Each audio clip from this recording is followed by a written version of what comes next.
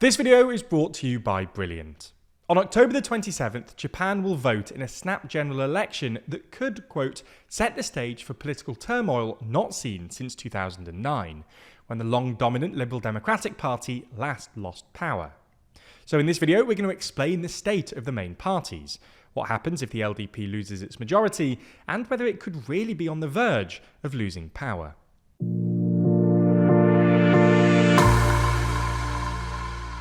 Before we start, if you haven't already, please consider subscribing and ringing the bell to stay in the loop and be notified when we release new videos.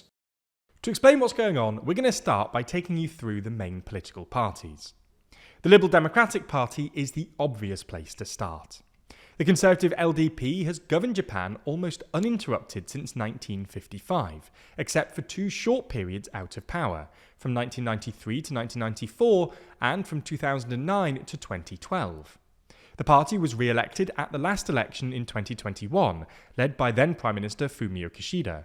But within a few years, Kishida's cabinet approval had collapsed and the LDP was sinking in the polls as a result of a series of scandals, including one related to the LDP's links to the controversial Unification Church, and another that involved the LDP's powerful factions misreporting campaign funds and putting the money in illegal slush funds. Kishida announced his resignation earlier this year and was replaced as party leader and prime minister by Shigeru Ishiba around a month ago. Ishiba had a sort of outsider status in the party for his outspoken criticism of past LDP leadership, and he defeated staunch conservative and Shinzo Abe protege Sanai Takeichi in the party leadership election. Having promised to reform and restore trust in the LDP, Ishiba quickly opted to dissolve parliament and hold an election a year early, likely hoping to win a personal mandate and benefit from what he hoped would be a honeymoon period for his new administration. However, his first few weeks have not been particularly smooth sailing. Even as the LDP's leader, he's still somewhat isolated in the party and faces a strong right-wing contingent that could cause him trouble. He's made a series of early policy U-turns and walkbacks, and his cabinet approval ratings are pretty poor, with one poll giving his cabinet the lowest initial support since 2000. Now, before we move on to opposition parties, it's worth pointing out that the LDP actually governs with a junior coalition partner, a smaller Buddhist-inspired party called Komeito. In Japan's lower house, the House of Representatives, the LDP doesn't depend on Komeito for a majority, but it does in the upper house, or the House of Councillors. Because of its coalition with the LDP, Komeito has also had to grapple with public discontent, and it also elected a new party leader less than a month ago. On to the opposition parties. Japan's main opposition party is the centre-to-centre-left Constitutional Democratic Party, or CDP, which, prior to the election, had just under 100 seats in the House of Representatives. Like other parties, the CDP has also recently changed its leader, electing former Prime Minister Yoshihiko Noda, who has sought to move the party towards the centre in the hopes of picking up moderate conservative voters who are dissatisfied with the LDP. However, the CDP, and the opposition more generally, face a significant challenge in that the Japanese opposition is fragmented. The CDP's move away from the left has strained ties with, for example, the Communist Party, or JCP, with whom they previously coordinated the fielding of candidates to maximise the opposition vote. The JCP is this time fielding lots of candidates, as are other opposition parties, including the centrist Democratic Party for the People, or DPFP, and populist Ishin, who we'll come on to soon.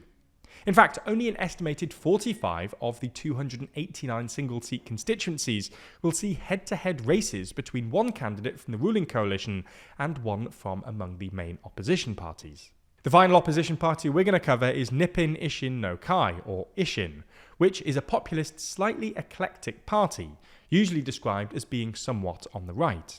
Ishin supports deregulation and tax cuts, but also free education, same-sex marriage, separate surname legislation, nuclear energy, and boosting Japan's military.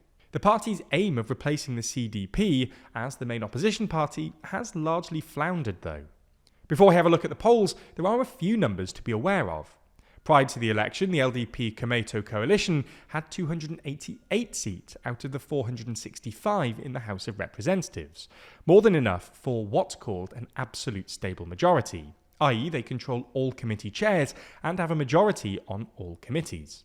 This absolute stable majority requires 261 seats, while just a stable majority would require 244, and a simple majority would require 233 out of 465. So, with the election rapidly approaching on October the 27th, what are the polls looking like? Well, the good news for the LDP is that all polls suggest that they will win the election. In other words, remain the largest party. However, to varying degrees, some forecasts suggest that the ruling party is at risk of losing its majority, which, in the words of one newspaper, would potentially set the stage for political turmoil not seen since 2009. For example, an Asahi Shimbun survey finds that the LDP is likely to fall short of a majority on its own, with it uncertain if it could even reach a simple majority with Komeito. Similarly, Sankei Shimbun expects the LDP to lose a large number of seats and may fall short of a majority even with Komeito. At the same time, polls suggest the main opposition CDP will make decent gains, while Ishin might struggle to maintain its current seats. As for smaller opposition parties, the JCP looks like it might remain the same size, and the DPFP and Reiwa are expected to make gains. It's hard to say at this point if the LDP will retain any kind of majority with or without Komeito, as it's looking very close. But in the event that the ruling coalition does fall short, what would happen? Well, those seeking a change in government may well end up disappointed, as the LDP would likely try and look to expand its coalition in search of a majority. One possible option would be adding Ishin to the mix, although Ishin's leader has denied reports that he would be willing to join the governing coalition. Whether or not some kind of confidence and supply deal could be agreed remains to be seen. The LDP could also probably look to the handful of slush fund scandal implicated ex-LDP lawmakers who are likely to be elected as unendorsed independents to save its majority.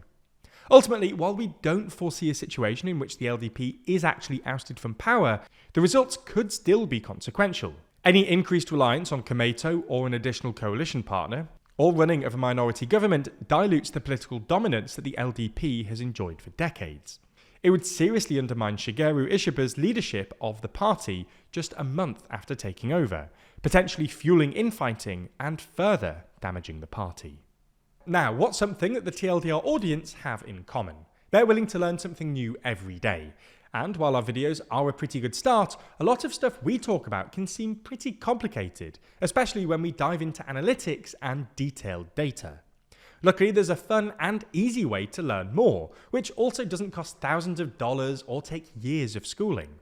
That's because Brilliant is the best way to learn by doing, with thousands of interactive lessons in maths, data analysis, programming, and AI. Each lesson is filled with hands-on problem solving, broken into tiny accessible chunks, designed around your busy schedule. This means that by spending just a few minutes a day, you can accumulate new knowledge over time in an actually fun way, and you'll also feel the satisfaction that comes with bettering yourself and staying ahead. For instance, perhaps you promised yourself that this year you'll learn some programming skills, but there just hasn't been enough time, and the year is now coming to an end. Brilliant's growing number of programming courses are a great way to build foundations and learn real-world applications with courses on Python, essential coding elements like loops and variables, and even developing your mind to think like a programmer. To try everything Brilliant has to offer free for a full 30 days, visit brilliant.org/TLDR or scan the QR code on screen, or you can click the link in the description. That way you'll also get 20% off an annual premium subscription. Thanks for your support.